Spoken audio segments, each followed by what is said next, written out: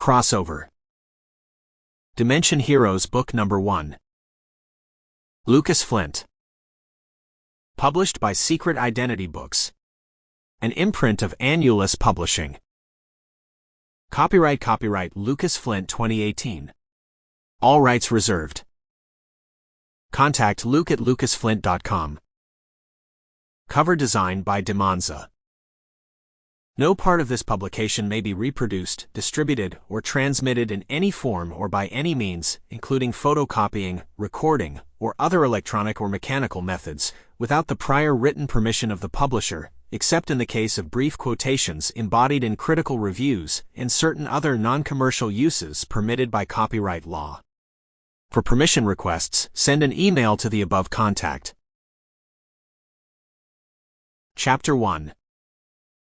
While being a sidekick didn't pay nearly as well as being an actual superhero, Alex Fry, also known as Beams, the sidekick of the famous superhero Rubberman, had come to love the job.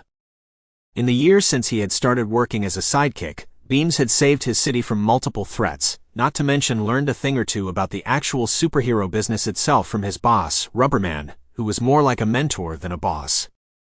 Beams enjoyed protecting his city, family, and friends from the criminals and supervillains who sought to harm them, and he had to admit that having his own fan club and getting paid to do it wasn't so bad either. But if there was one thing Beams both loved and hated about the business, it was the unpredictability of it all. Some days, you might find yourself preventing a bank heist being pulled off by the local criminal gang.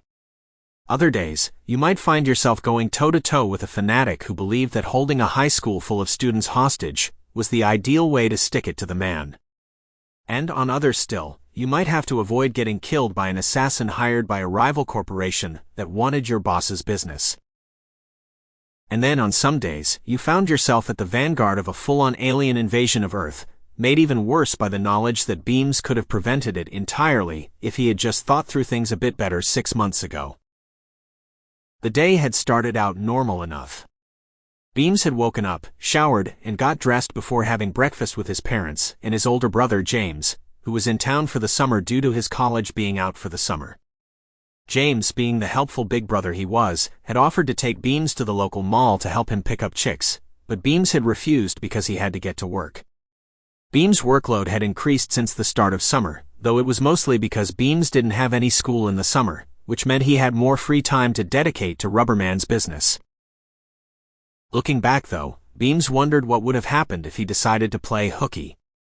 Beams never believed in the whole butterfly effect phenomenon, but he wondered if there was an alternate universe somewhere. Sample complete. Ready to continue?